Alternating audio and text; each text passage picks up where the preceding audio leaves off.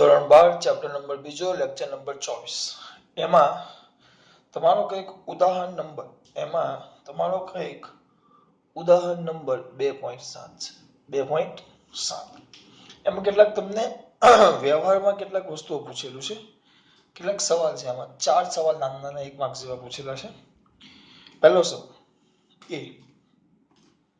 હું તમને આકૃતિ દોરીને સમજાવવાનો પ્રયત્ન કરીશ એનો પહેલો સવાલ એ છે કે કોઈ માણસના સૂકા વાળમાંથી પસાર કરેલા કાંસકો કાગળના નાના ટુકડાને આકર્ષે છે શા માટે જો વાળ ભીના હોય અથવા તે વરસાદી દિવસ હોય તો શું આમ થાય માણસના સૂકા વાળમાંથી પસાર કરેલ કાંસકો એટલે સૂકા વાળમાં ઘસેલો કાંસકો કાગળના નાના નાના ટુકડાઓને શું કરે છે આકર્ષે છે શા માટે એમ પૂછ્યું છે પણ વાળ ભીના હોય ત્યારે તે વરસાદી દિવસ એટલે વાતાવરણમાં ભેજ હોય તો શું આ થાય છે તમને આવું પૂછ્યું છે બે વસ્તુ સૌમાં દીકરાઓ ધ્યાન આપશે પહેલું ચાલો પેલા સૂકા વાળ લઈએ સૂકા વાળ કેવા વાળ લઈ લઈએ બેટા સૂકા વાળ તો સૂકા વાળ લ્યો એટલે સિમ્પલ સૂકા વાળ એમાં કઈ વિચાર ન હોય ભીના ન હોય એવા એ વાળમાં જ્યારે કાંસકો ઘસો કાંસકો મોટે ભાગે પ્લાસ્ટિકના હોય લોખંડના ન હોય એ સૂકા વાળમાં શું ઘસવામાં આવે કાંસકો તો આ કયા વાળ છે આપણે સૂકા વાળ એ સૂકા વાળમાં શું ઘસવામાં આવે કાંસકો ધ્યાન આપજો આની અંદર આપણે કાંસકો ઘસીએ કયા વાળમાં સૂકા વાળમાં શું ઘસવામાં આવે કાંસકો તો શું થાય સર જોઈએ જો આની અંદર સૂકા વાળ છે એની અંદર કાંસકો ઘસો એટલે શું થાય આ પેલા જેવું થાય આ કાંસકો છે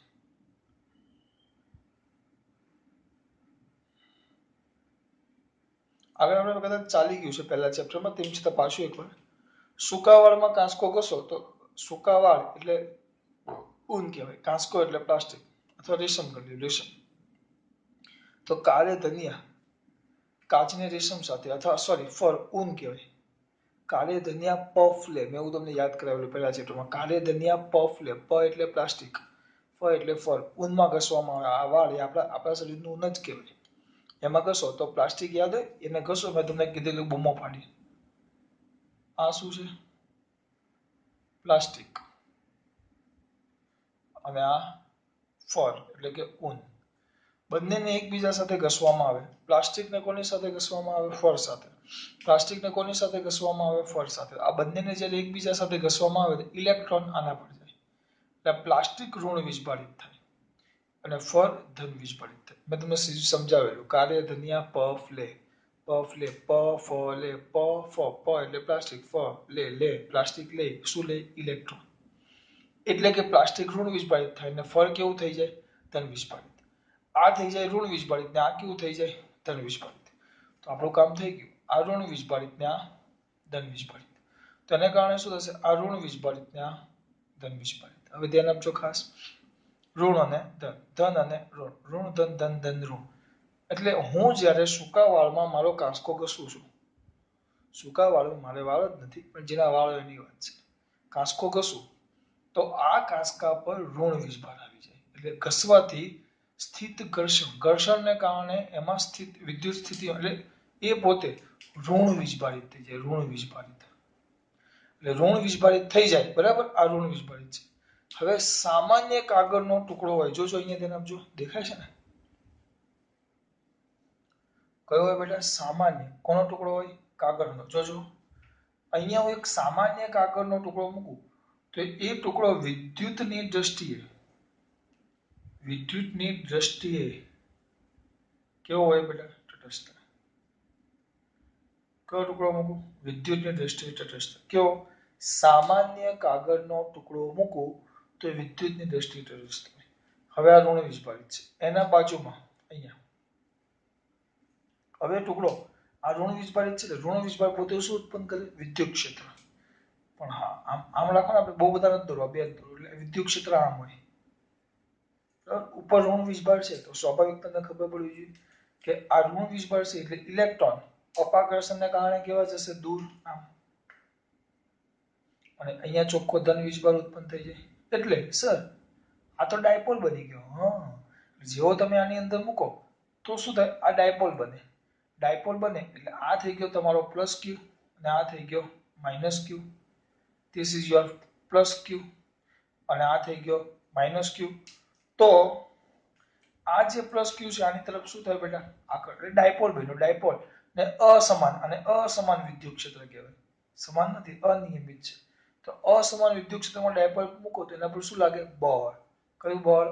આકર્ષણ. એટલે આપણો આ ટુકડો ઉપર જાય, એની તરફ આકર્ષાય. પણ કેવા વાળો હોય તો? સૂકા. તો સર ભીના વાળો હોય તો? સિમ્પલ વસ્તુ છે બેટા. ભીના વાળો હોય ને તો ભીના વાળ માથું ભીનું કરો, કાંસકો ફેરવો તો ઘર્ષણ જેવું થાય ના. સૂકા વાળમાં કાંસકો ઘસો તો વાળ આમ કમ્પ્લીટ ઘસે એવું આપણને અનુભવ થાય. તો આની અંદર ભીના વાળમાં ઘર્ષણ ઓછું હોય. ઘર્ષણ ઓછું. ઘર્ષણ ઓછું હોય એને કારણે આ વિદ્યુત ભારો, એને કારણે આ જે વિદ્યુત ભારો ઉત્પન્ન થાય. ઉત્પન્ન જ ન થાય, ઉત્પન્ન થાય નહીં, અને આપણું કામ થઈ ગયું. એ ઉત્પન્ન જ નથી થતા બેટા. ઉત્પન્ન ન થાય એનો મતલબ શું? અરે યાર, ઉત્પન્ન નથી થતા એટલે શું? નથી ઉત્પન્ન થતા એટલે ટૂંકમાં કાંસકો વીજભારિત જ ન થાય. તો પછી આને આકર્ષી કેવી રીતે? કાંસકો જો વિદ્યુત ભાર ઉત્પન્ન ન થાય તો કાંસકો તટસ્થ, તો ટુકડો તટસ્થ, તો પછી એકબીજાને આકર્ષવાના નથી. આ પહેલો તમારો એક. પછી બીજો પૂછ્યો છે. હા, બીજો છે આ વિધાન મેં આકૃતિ તમને સમજાવી કે આને કારણે આકર્ષાય. તો એમાં બી છે, 4 છે આવા બધા લોજિકલ. બી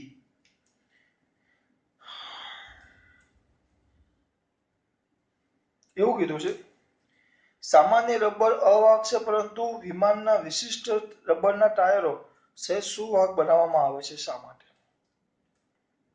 સામાન્ય રબર, કોઈ પણ રબર લ્યો, રબર, આ રબરનો ટુકડો છે. આ સામાન્ય રબર અવાહક હોય. કોનું? વિદ્યુતનું. કયું રબર છે? સામાન્ય. કોઈ પણ રબર એટલે તો આપણે હાથમાં રબરના મોજા પહેરીએ. જો તમે ગયા હોય હાઈ વોલ્ટેજમાં કામ કરતા હોય, હાઈ વોલ્ટેજમાં કામ કરતા હોય, તો જે કામ કરતા હોય હાથમાં પેલા ગ્લવ્સ પહેરે, રબરના મોજા. એટલે રબરના મોજા વિદ્યુતની દ્રષ્ટિએ કેવા હોય? તટસ્થ. એ તો કેમ? કરંટ ન લાગે એટલે.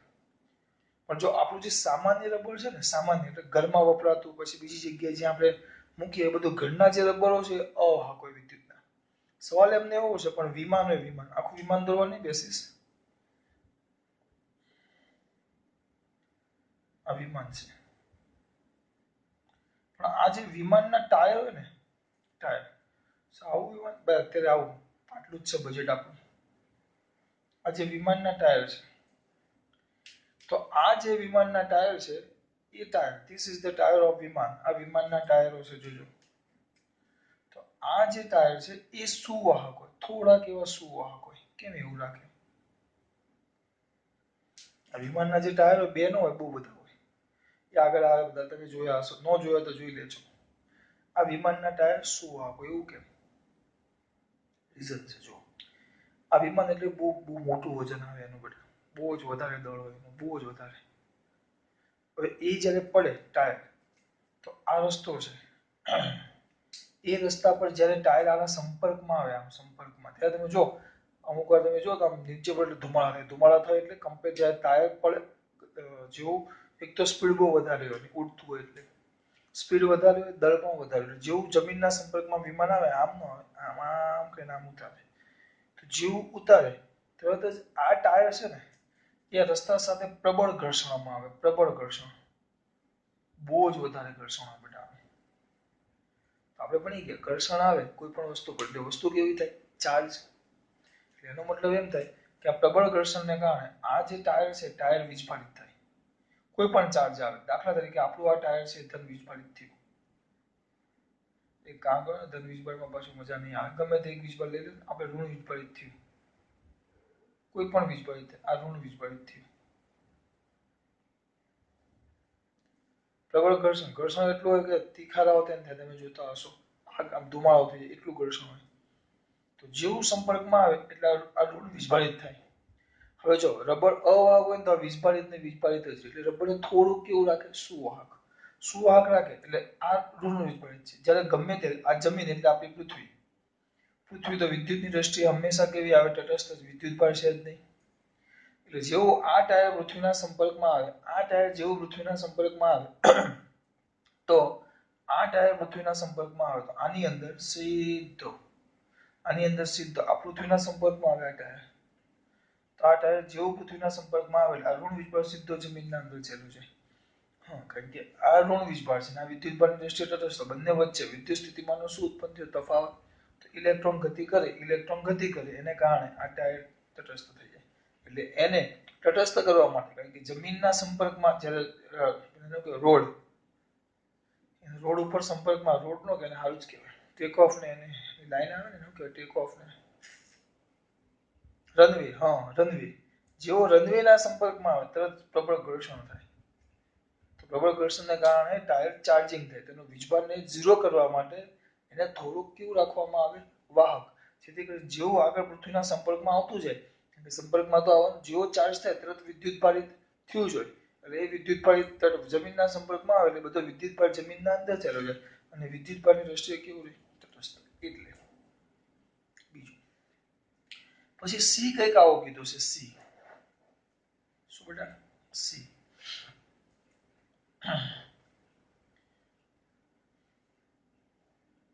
ચાર છે ભાઈ આમાં. સી એમ કીધું છે કે આ ઓવરહેડ તમે લાઈન જોતા હશો. આ ઓવરહેડ લાઈન છે. ઓવરહેડ એટલે ઘરે તમારે જે, હા, ટોરેન્ટ વાળાનો વાંધો નથી આવતો. સુરતમાં જમીનની અંદર લઈને પછી જીબી જ્યાં હોય ત્યાં બી લાઈન ઉપર હોય, થાંભલામાં જતી હોય, ઓવરહેડ લાઈન. હવે આ જ લાઈનમાં ઓવરહેડ લાઈન છે આપણી, આ માથા પરથી જતી. હવે મોટે ભાગે જ્યાં ટોરેન્ટ છે ત્યાં જમીનના અંદર આવે લાઈન. હવે આની અંદર તમે કોઈ જોયું હશે, પક્ષી બેઠું હોય. પક્ષી, આ પક્ષી છે. પક્ષી આના ઉપર આમ બેઠેલું હોય, એની પાંખો.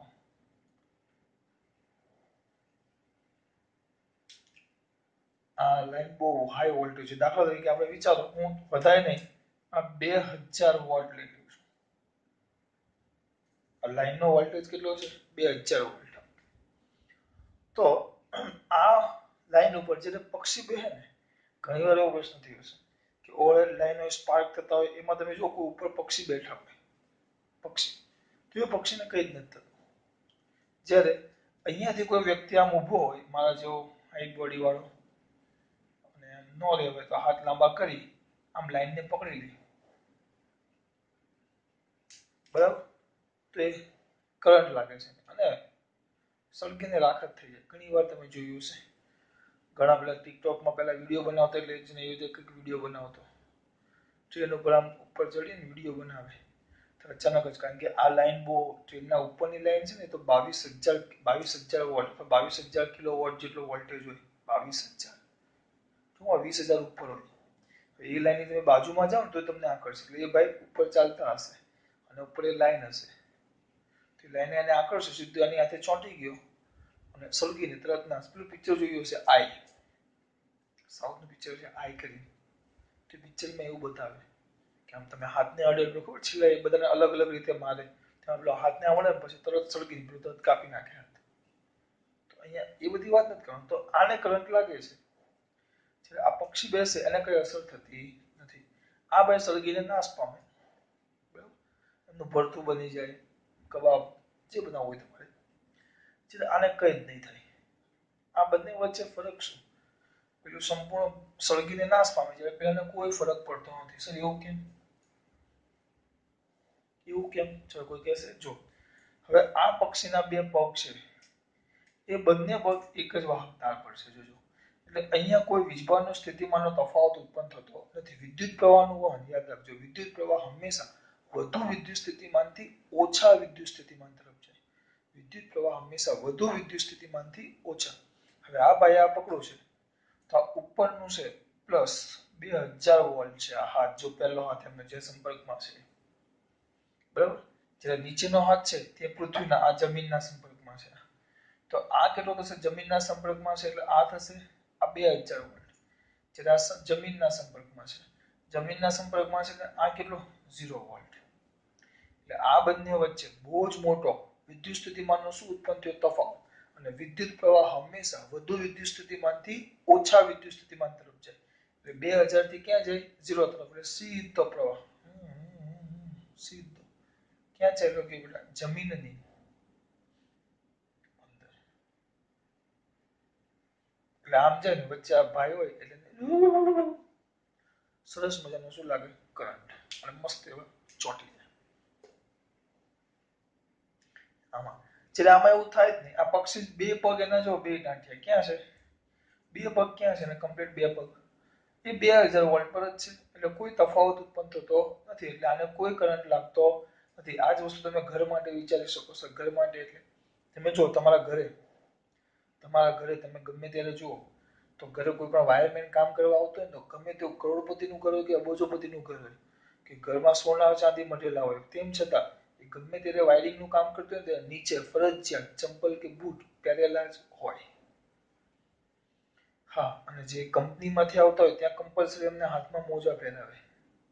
હાથમાં મોજા ન હોય તો એ વ્યક્તિ કમ્પલસરી એટલે હાથના મોજા પહેરી એટલે અવાહક તો થઈ જ ગયું. અને બૂટ પહેરે. બૂટ એટલે પહેરે દાખલા તરીકે આ જ વ્યક્તિ જો નીચે અવાહક વ્યવસ્થિત આ જ વ્યક્તિએ અવાહક બૂટ પહેરેલા હોય.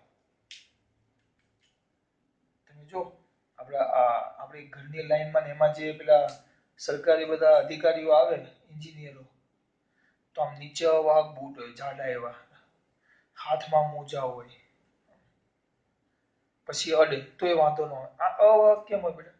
ચલો આ કેટલો થયો? 2000 વોલ્ટ. હાથ લાંબો કરતો થોડોક તારો આવેલો છે 2000 વોલ્ટ. હવે અહીંયાથી આ 0 વોલ્ટ છે. પણ વચ્ચે આ આપણા બૂટ છે. બૂટ જે બૂટ વિદ્યુતના કેવા હોય? અવાહક. એટલે અહીંયા એ આ જમીનના સંપર્કમાં જ નથી બેટા. એટલે ચાલતો હોય પણ આને કારણે જમીનમાં સંપર્કમાં નથી. એટલે વિદ્યુત સ્થિતિમાનનો તફાવત ઉત્પન્ન થાય. અને કદાચ પ્રવાહ અહીંયા પણ અહીંયા તો અહીંયાથી પાછો ચાલ્યો જાય. કેમ? કેમ? કારણ કે જવા માટે રસ્તો પૂરો હોવો જોઈએ ને. એટલે જમીનમાં ન હોતો. જો જમીનના સંપર્કમાં હોય ને તો પ્રવાહ સીધો નીચે ઉતરે. પણ આ પાછો આવે. એટલે તો નીચે અવાહક બૂટ પહેરવામાં આવે. જો ન પહેરેલા હોય ને તો જ આવું થાય. તમે કમ્પ્લીટ અવાહક બૂટ નીચે વ્યવસ્થિત પહેરેલા હોય તો તમને આ લાગે. તેમ છતાં બૂટ પહેરીને આવા ધતિંગ કરવા જવા નહીં. કોઈ પણ સમયે. કારણ કે આમાં એક સામાન્ય લીકેજ હોય ને આપણને ખબર ન હોય. એક નાનો એવો દાખલા તરીકે હાથના મોજા હોય. એમાં સામાન્ય જગ્યાએ કોઈ ક્રેક હોય ને ત્યાંથી હોય આપણે જો જરાક પણ શરીરનો ભાગ સંપર્કમાં આવે ને તો એ કરંટ લાગે. એવા અખતરા કરવા નહીં. હું ઘરે પણ અમુક વસ્તુ ઇલેક્ટ્રિક જાતે કરું પણ એક જ નિયમ. સૌથી પહેલા નીચેથી મેઇન સ્વિચ બંધ કરી દેવાની. ત્યાર પછી હળી કરવાની. અને અમુક વાર મેઇન સ્વિચ બંધ કરો તેમ છતાં અર્થિંગ આવતું હોય, અર્થિંગ આવે તેનો કરંટ તમને પાછો લાગે. એટલે એવી ભૂલો કરવા બેસવાનું નહીં. એમાં ચેનચાળા કરવાના નહીં. કરો નાના મોટા વસ્તુ અલગ છે. હા, સાવચેતી રાખીને. આપણે પોતે કોઈ જગ્યાએ ડાયા થવાનું નહીં. બરાબર? પાણી, આગ અને વિદ્યુત આ ત્રણ ત્યાં પહેલા પાણી નાખથી જ કહેતા. વિદ્યુત કેવું પડે કારણ કે બધે ત્યાં છે. વીજળી એના ત્યાં છે. તો ખોટા કરવા નહીં. એટલે આમાં ખબર પડી? આમાં તફાવત ઉત્પન્ન નથી થતો. જ્યારે આમાં આ 2000 વોલ્ટ ને 0 વોલ્ટ ઠાકુર તો કીયો. પછી હજી એક છે. આવું જોજો. મેં એકવાર અવલોકન કરેલું. મેં પહેલા નહોતું કર્યું. હવે જે બોલું છું અવલોકન. પણ આ સવાલ જ્યારે મેં ચલાવ્યો ને 2 વર્ષ પહેલા ત્યારે આ અવલોકન મેં પહેલી વાર કર્યું. કેવું અવલોકન? આવું હતું જો. પેલું ફ્યુઅલ ટાંકી. પેલા ડીઝલ ને પેટ્રોલ ના મોટા મોટા ટાંકા આવે આમ યાદ હોય તો. એ ટાંકા આ ડીઝલ લઈ જતી એક ટ્રક છે આખી. તો આ જે ડીઝલ લઈ જતી ટ્રક છે, શું લઈ જતી? ડીઝલ લઈ જતી. તો એ ટ્રકના છેડે અહીંયાથી સમજો. અહીંયા એવું કહીશ કે અહીંયા ધાતુની એક નાની એવો સળિયો અથવા ધાતુની એવી પતલી દોરી, સળિયો રાખો પતલો સળિયો, પતલી ચેન, સળિયો નો ચેન, ચેન આમ નીચે લટકતી હોય અને જે જમીનના સંપર્કમાં હોય. જે કોના સંપર્કમાં હોય? જમીનના સંપર્કમાં. આવું મેં જ્યારે પહેલી વાર જોયું ને, આમાં સવાલ વાંચ્યો પછી મેં આ ચેક કરેલું કે હોય આવું એમ. આવું હોય ખરા? ખબર નહીં. જોઈએ. હા, બીજા બધામાં ન હોય પણ આ પેટ્રોલ વાળામાં ખાસ હોય. એનું રીઝન છે. પહેલા એક વસ્તુ જોઈ લો. પેટ્રોલની આ જે ટાંકી હોય ને આ અંદરથી પાછી તો ડબલ લેયર હોય એટલે વાંધો ન આવે, કઈ થાય ને એની અંદર પેટ્રોલ હોય અથવા ડીઝલ જે હોય. ખાસ કરીને પેટ્રોલમાં વધારે સાચવવું પડે. ડીઝલ એટલું ઝડપથી નથી સળગતું પણ પેટ્રોલ સૌથી ઝડપી સળગે આ પેટ્રોલ છે. બરાબર. શું થાય, કેમ આવું કર્યું એનું રીઝન આપો. જો આ નથી એમ વિચારો અત્યારે. હવે કારણ કે આની અંદર પણ હજારો લીટર પેટ્રોલ કે ડીઝલ ભરે, ટૂંકમાં બળતણ ભરે. એ બળતણની ટ્રક જાય, ટ્રક કોના સંપર્કમાં આવે? જમીનના. એટલે જમીનના સંપર્કમાં આવે. જો પેલામાં તો શું કરતા, ટાયર જ કેવા હતા? વિદ્યુતના વાહક. શેમાં? વિમાનમાં. હવે આમાં ધીમે ધીમે ધીમે ધીમે ધીમે ટાયર. ચલો આ ટાયર છે એ વિદ્યુતના વાહક થોડાક હોય, પણ આ જેમ જેમ ચાલે રસ્તા સાથે ઘર્ષણ થાય, રસ્તા સાથે ઘર્ષણ થાય તો આ જે ટાયર ઋણ વિસ્ફળિત થાય. આ ટાયર ઋણ વિસ્ફળિત થાય. ગમે તે બને, આપણે ઋણ ધારો અત્યારે ઋણ વિસ્ફળિત થયા. ઋણ વિસ્ફળિત થયા તો આ ટાયરના સંપર્કમાં, કારણ કે ટાયર હોય, ટાયરની વચ્ચે બધી પ્લેટો ને બધું મેટલ જ હોય, પ્લાસ્ટિકનું ન હોય. કારણ કે એની અંદરના જે રિંગ હોય, એના આર્મેચર હોય, પછી બોડી હોય, એન્જિન હોય, આખી બધી વસ્તુ કોઈક ને કોઈક રીતે એકબીજા સાથે સંપર્કમાં હોય. તો ટાયર જેવા ઋણ વિસ્ફળિત થાય તો આ પણ ઋણ વિસ્ફળિત થાય બેટા. ટાંકી પણ આખી બધું ઋણ વિસ્ફળિત થાય. આ પેટ્રોલ છે અંદર. હવે આ ઋણ વિસ્ફળિત થાય, જો કદાચ મે બી આખું ઋણ વિસ્ફળિત હોય, કમ્પ્લીટ ઋણ વિસ્ફળિત, અને આને થોડુંક પણ જો આ વિસ્ફળને કશે અડી જાય તો વિદ્યુત પ્રવાહ, કારણ કે આ જે વિસ્ફળિત થઈ ગયું છે અને કોઈ જગ્યા મળે કે જેથી કરીને વિદ્યુત પ્રવાહનું વહન થાય, તો વિદ્યુત પ્રવાહનું વહન થાય તો આ ટાંકી શું થાય? સળગે. કોઈ પણ કારણોસર, કારણો બહુ બધા હોઈ શકે. બરાબર. એટલે આ વિદ્યુત ભારિત હોય ને થોડુંક પણ જો એના બાજુમાં બીજો ધન વીજભાર કે એ વીજભારને લીક થવાનો, એ વીજભાર બીજા કોઈના સંપર્કમાં આવે તો એક સ્પાર્ક ઉત્પન્ન કરે. સ્પાર્કમાં ખબર પડે, દાખલા તરીકે ઉદાહરણ, બે વાયર હોય તો આપણે 3 પિન આમ પ્લગ હોય, બે પ્લગ છે આમ પ્લગ, તો સાદો બે લાલ કાળો વાયર હોય આની અંદર નાખવાનો અને બે હાથમાં આમ લાવો, હાઈ વોલ્ટેજ નજીક લાવો, નજીક આમ અડ્યો ને તેમ છતાં આમ સ્પાર્ક થતા હોય, વધારે વોલ્ટેજ હોય તો આ ચાર્જ છે. જો થોડોક પણ એને ચાન્સ મળે તો તરત સ્પાર્ક થાય. સ્પાર્ક થાય ને આની અંદર શું છે બેટા? પેટ્રોલ. સરસ મજાનો સુતરી બોમ્બ ફૂટે. એટલે એવું ન થાય એના માટે કમ્પલસરી આ લોકો અહીંયા પાછળ એક ધાતુની ચેન રાખે જે જમીનના સંપર્કમાં હોય. હા, આ ચાલે તો આની સાથે ઘસાતી જ જાય. જેટલો પણ વીજભાર ઉત્પન્ન થયો બધો વીજભાર ધાતુની ચેન જમીનના સંપર્કમાં હોય, જેનો વિદ્યુત સ્થિતિમાન, અને જમીનના સંપર્કમાં કોઈ પણ વસ્તુ આવે એટલે તટસ્થ થઈ જાય. બરાબર. એટલે ધીમે ધીમે ધીમે ધીમે ધીમે ધીમે બધું જ જો આમ બધું ઋણ વિસ્ફળ ચાલ્યો છે અને ક્યાં હોતું જાય? જમીનની અંદર. એટલે આને કદાચ ભૂલે ચૂકે ચાર્જિંગ થાય તો એ બધો વીજભાર પાછો અંદર ચાલ્યો જાય. એટલે આને કાંઈ ન થાય. સર બીજામાં, સર આમાં જ ખાલી એવું હોય. હા, કારણ કે આમાં જ્વલનશીલ પદાર્થ છે. હા, બીજા બધામાં ભલે થાય કે જ્વલનશીલ પદાર્થ ન હોય, કેટલું બધું વિસ્ફળિત ન થાય કે એને આગ લાગી શકે. હા, આ ખાસ પેટ્રોલ છે એટલે બેટા, અથવા ડીઝલ છે એટલે મેઇન પેટ્રોલમાં જ હોય. પણ આ વસ્તુ ધ્યાન રાખો, જ્વલનશીલ, બહુ જ્વલનશીલ હોય ને એમાં આ વસ્તુ કરેલું એ લોકો, જેથી કરીને આ ચાર્જિંગને કારણે બધો ચાર્જિંગ જમીનના અંદર ચાલ્યો જાય તો આ ચાર્જિંગને કારણે એની અંદર કોઈ આગ લાગે નહીં. તો જમીનના સંપર્કમાં આવે એટલે વીજભાર બધો કેવો થઈ જાય. આ 4 સવાલ હતા તમારા એમસીક્યુ. હવે છે ઉદાહરણ 2.8.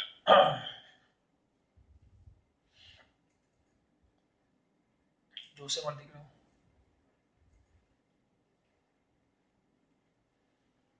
જોશો?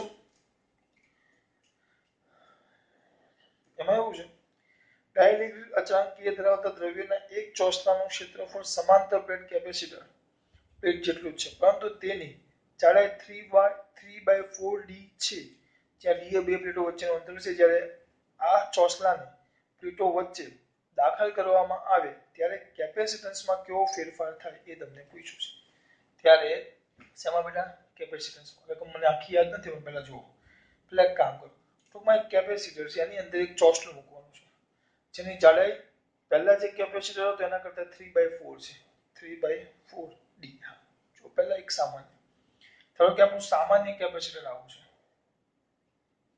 આવું કેપેસિટર છે, જોજો. બરાબર. આ કેપેસિટરની બે પ્લેટો વચ્ચેનું અંતર આ ડી છે, અને આનું આ જે ક્ષેત્રફળ છે છે, આપણે ધારીએ છીએ આ કેપેસિટરની બે પ્લેટો છે. This is the two plates.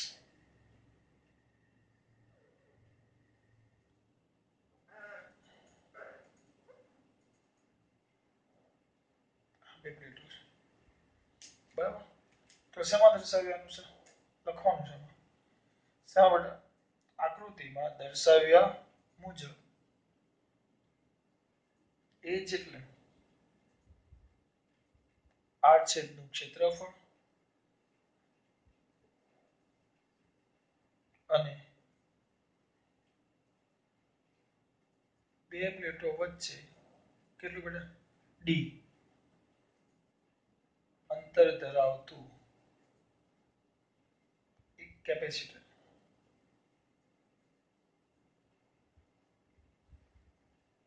ધ્યાનમાં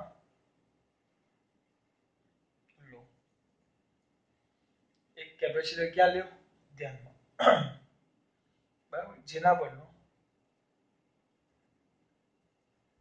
પરનો વિદ્યુત ભાર હવે ધારીએ શરૂઆતમાં કેટલો છે? Q0 છે. Q0 અને બે પ્લેટો વચ્ચેનો વિદ્યુત સ્થિતિમાનનો તફાવત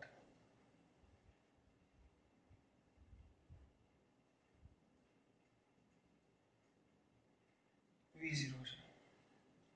કેટલો છે? V0. આ બધું ધારીએ છીએ. તો કેપેસિટન્સ તો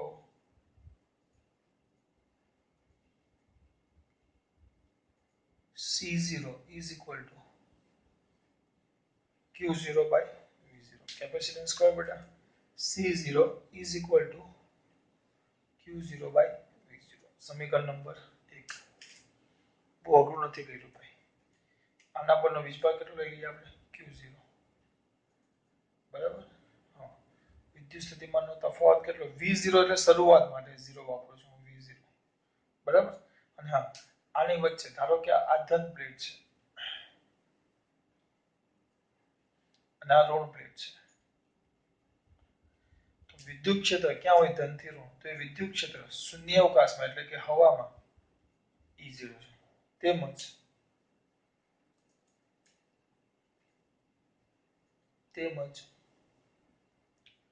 બે પ્લેટો વચ્ચેનું વિદ્યુત ક્ષેત્ર કેટલું છે બેટા? E0 છે. વિદ્યુત ક્ષેત્ર કેટલું છે બેટા? E0. ચલો, આટલામાં તમારા દીકરાઓને ખબર પડી કે કઈ નહીં, ધાર્યું જ છે, ખાલી શૂન્ય અવકાશ હોય ત્યારે આ બધું છે એવું આપણે ધારી લીધું. હવે તમને જે નવું કહે છે ધ્યાન આપવાનું છે. પહેલા એ જેટલા આડછેદનું ક્ષેત્રફળ અને બે પ્લેટો વચ્ચે ડી અંતર ધરાવતું એક કેપેસિટર ધ્યાનમાં લો. જેના પરનો વિદ્યુત ભાર કેટલો છે? Q0. અને બે પ્લેટો વચ્ચેનો વિદ્યુત સ્થિતિમાનનો તફાવત કેટલો છે? V0. તો capacitance C0 is equal to Q0 by V0. તેમજ બે પ્લેટો વચ્ચેનું વિદ્યુત ક્ષેત્ર કેટલું છે? E0. કેટલું છે? E0. આટલું ધ્યાન રાખજો. એકવાર પાછું આ તો લખ્યું. વિદ્યુત ભાર Q0, વચ્ચેનો વિદ્યુત સ્થિતિમાનનો તફાવત V0, કેપેસિટન્સ C0 અને વિદ્યુત ક્ષેત્ર E0. બધું 0 0 જ છે. બરાબર. હવે શું કહે છે કે આ જે પ્લેટ હતી, આ પ્લેટ આવી જો આપણી, થોડુંક મોટું કરું છું આકૃતિ. આ આપણો જો આને બેટરી સાથે જોડ્યું જ નથી આપણે. બેટરી સાથે હું જોડતો નથી. બેટરી સાથે જોડાણ ન કરેલું હોય, અંદર તમે ડાઇલેક્ટ્રિક પદાર્થ નાખો, ડાઇલેક્ટ્રિક પદાર્થ એટલે કે અવાહક પદાર્થ કોઈ પણ નાખો, વાહક ન મુકાય. વાહક મૂકી એટલે મેં તમને કીધેલું, વાહક પદાર્થ મૂકો તો શું થાય? કેપેસિટરની બે પ્લેટ વચ્ચે વાહક પદાર્થ મૂકો તો શું થાય? બધો જ ધન વીજભાર અથવા ઋણ વીજભાર આ બાજુ, બંને પ્લેટો વીજભારની રેશિયો કેવું થઈ જાય? તટસ્થ. એટલે આપણે અવાહક પદાર્થ જ લેતા. યાદ કરો મેં ત્યારે તમને સમજાવેલું કેમ અવાહક પદાર્થ મૂકવામાં આવે સમાંતર પ્લેટ કેપેસિટરની થિયરીના અંદર. તો આ થઈ ગયો પ્લસ.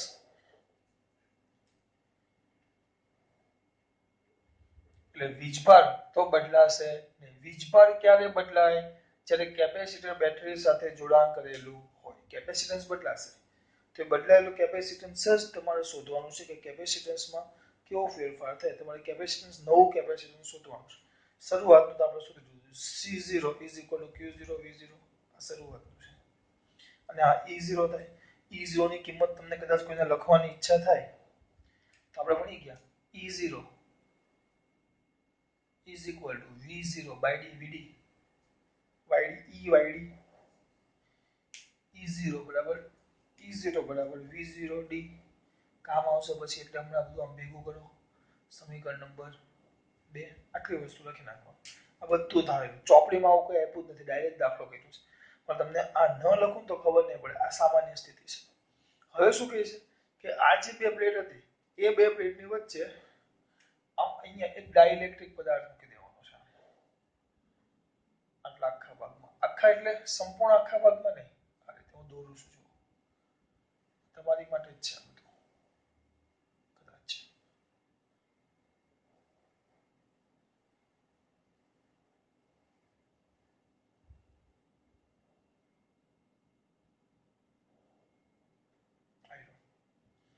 એમાં એમ કીધું છે, એમાં કેટલો ભાગ કીધો છે 3/4d એટલે 4 ભાગમાંથી d ના 4 ભાગ પાડવાના. એમાંથી 3 ભાગમાં એ ડાઇલેક્ટ્રિક પદાર્થ જેનો અચાંક કેટલો છે કે નથી આપ્યો. હા, કે ડાઇલેક્ટ્રિક અચાંક ધરાવતું ચોસલું છે. બરાબર, ચોસલું. હા, એટલે આનો અચાંક છે કે. હવે આ ભાઈની જાડાઈ છે આ ભાઈની જાડાઈ કેટલી છે બોલો ને, તમે શું કહેતા હતા બોલે દીકરા વિપુલ? હા, 3d/4. અને આની કેટલી છે d/4. આની કેટલી છે 3d/4. આની કેટલી છે d/4. આ ચાલે. તો સર હવે કઈ નહીં, ભજન કીર્તન કરો. તો નવું તમને કેપેસિટન્સ શોધવાનું કીધું. નવું કેપેસિટન્સ એટલે C q/v જ આવે નવું કેપેસિટન્સ.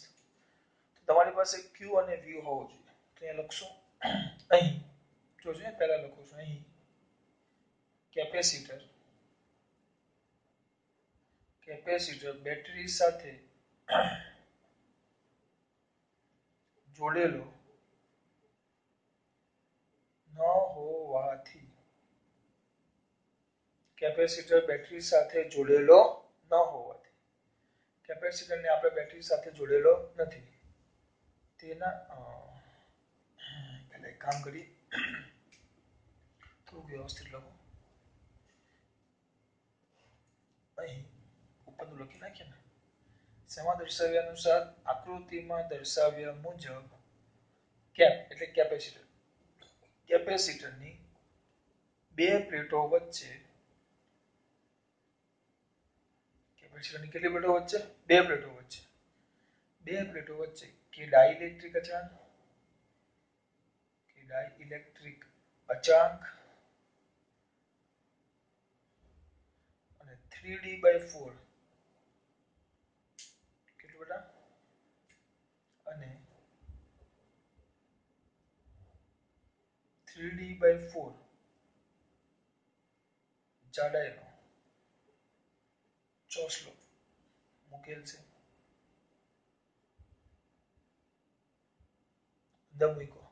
મૂકો અહીં કેપ એટલે કેપેસિટર, કેપેસિટર બેટરી સાથે જોડાયેલ ન હોવાથી તેના પરનો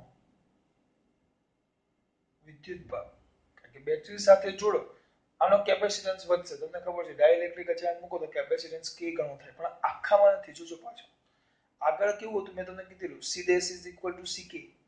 સીધો આપણે C બરાબર C0 કે ગણો કરી નાખીએ. પણ આપણે આમાં એવું નહીં લખી શકશું. કેમ?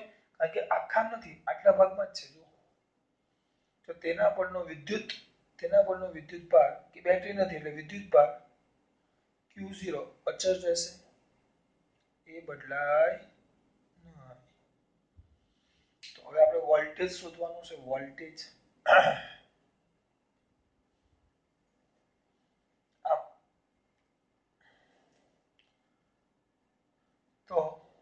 કેપેસિટરની બે પ્લેટો વચ્ચેનો વોલ્ટેજ અથવા પોટેન્શિયલ ડિફરન્સ લખો વોલ્ટેજ કરતા વિદ્યુત સ્થિતિમાનનો તફાવત વી અને હું વી કહું છું તો વી બરાબર ધ્યાન રાખજો ખાસ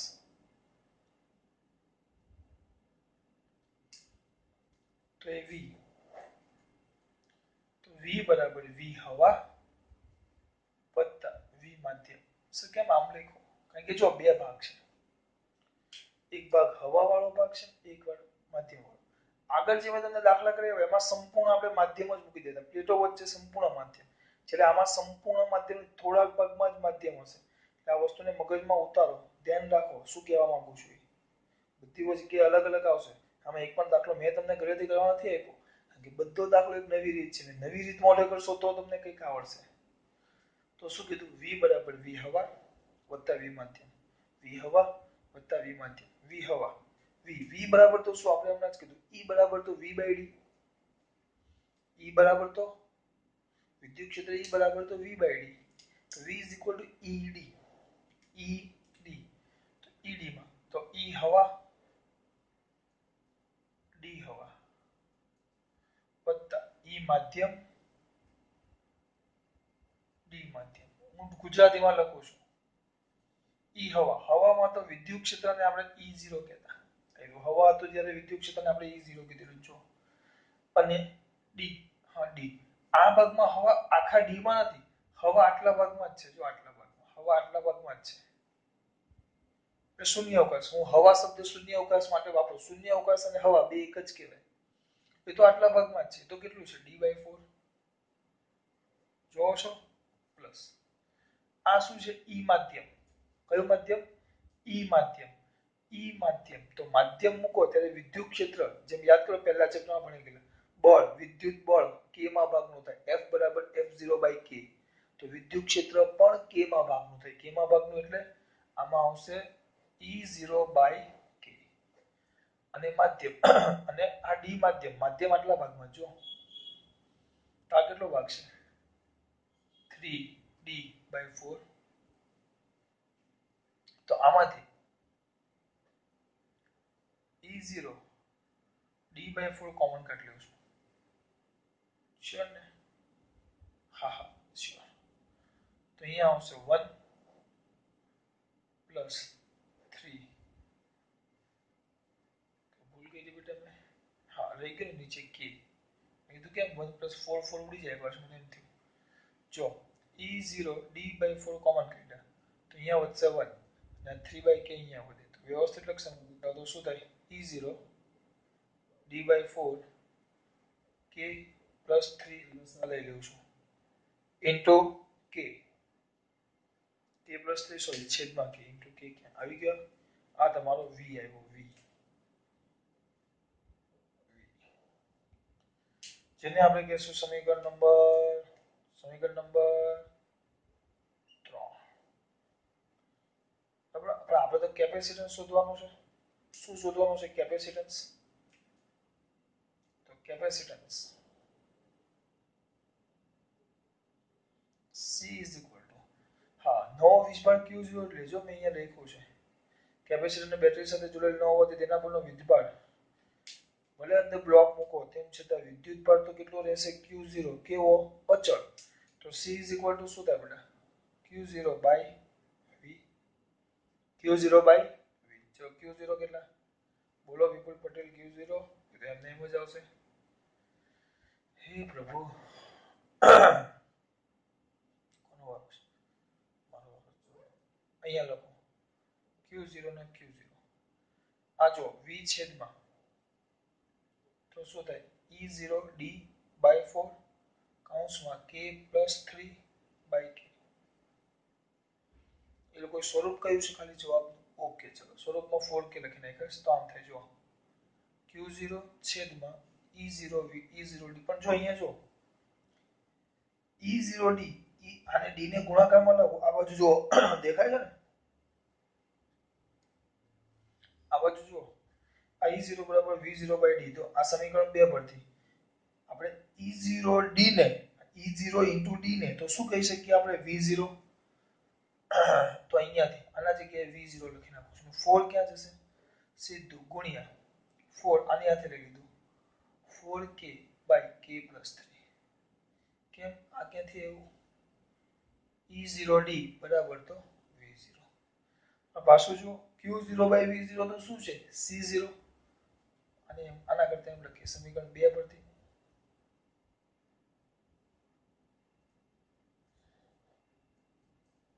સમીકરણ 2 પરથી ના છે C0 4k by k plus 3 આ C બાજુમાં લખવું હોય તો લખી નાખો આ ક્યાં સમીકરણ 3 પરથી 3 નહીં 1 પરથી આ તમારો દાખલો પૂરો ઉદાહરણ નંબર 2.8 ઉદાહરણ નંબર 2.8 બહુ સિમ્પલ છે બેટા જો પાછું પહેલા શું કરશું સિમ્પલી ચાલુ કરશું કે ભાઈ પહેલા અહીંયા જો બે પ્લેટો છે બે પ્લેટો વચ્ચેનું બે પ્લેટો છે ક્ષેત્રફળ a બંને પ્લેટો વચ્ચેનું અંતર d વિદ્યુત બળ q0 તો વિદ્યુત ક્ષેત્ર E0 અને આ V0 તો C0 q0 by V0 અને E0 V0 by d એટલે આટલો ભાગ આવી ગયો હવે આ બે પ્લેટ વચ્ચે જો પ્લેટ થોડીક મોટી દોરી એક હું પદાર્થ મૂકું છું ડાઇલેક્ટ્રિક પદાર્થ જેનો અચળાંક કેટલો છે k તો મેં એવું કર્યું મૂકું તો મીકો ચોસલો મૂકેલ છે તો બેટરી સાથે ચોસલો જેવો મૂકો એટલે કેપેસિટન્સ કંઈક તો વધે જ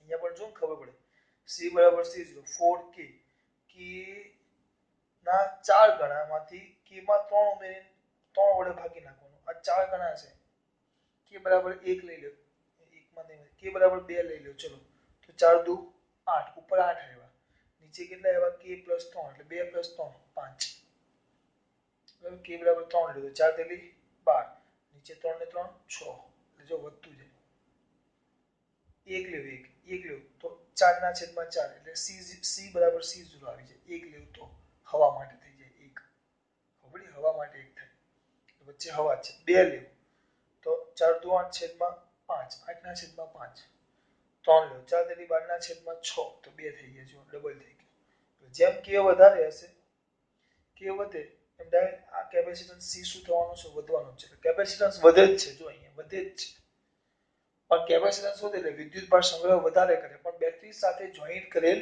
નથી બેટરી જ નથી તો વિદ્યુત ભાર કેવો રહેશે એટલે પહેલા મેં Q0 લખી નાખ્યું હવે મારે V શોધવું પડે તો કેપેસિટરની બે પ્લેટ વચ્ચેનો વિદ્યુત સ્થિતિમાનનો તફાવત V ડાયરેક્ટ V ન લખી શકું આપણે આગળ ડાયરેક્ટ V લખતા કારણ કે આખા બે પ્લેટોના સમગ્ર વચ્ચેના ભાગમાં એ લોકો માધ્યમ મૂકતા આખા ભાગમાં નથી આમાં બે ભાગ પડે પ્લેટ વચ્ચે એક મધ્યમ વાળો ભાગ અને માધ્યમ વગરનો ભાગ તો V હવા V માધ્યમ V હવા V માધ્યમ V બરાબર ED તો E હવા D હવા E માધ્યમ D માધ્યમ એ બધી પહોંચી ગઈ જો હવે માધ્યમ ખબર પડે છે દીકરાઓને માધ્યમ પછી ચલો E હવામાં કેટલું E0 હવાનો આમાં ભાગ કેટલો છે D/4 E માધ્યમ તો માધ્યમમાં શું આવશે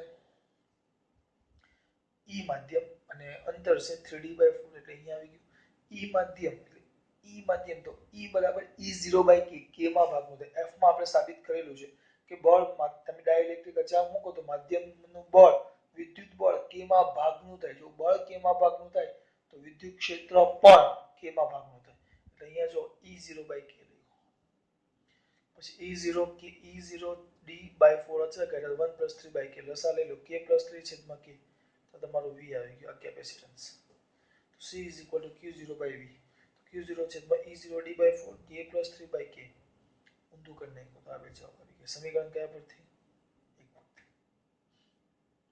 આમાં ખબર પડી આ તમારું શું આવી ગયું બેટા